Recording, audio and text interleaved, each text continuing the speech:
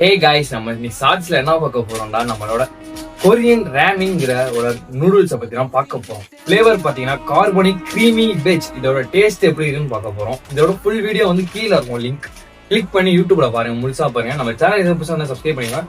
நான் எல்லாமே ரெடி பண்ணி ப்ரிப்பேர் பண்ணி வச்சுட்டேன். டேஸ்ட் பண்ணி பார்ப்போம். இதோட வந்து ரிப்பன் டைப்ஸ்ல இருக்கு இந்த மேகி.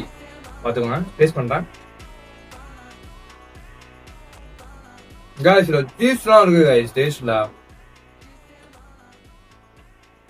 சாப்பிடலாம் காய்ஸ், நல்லா நிறைய வாட்டி சாப்பிடலாம்.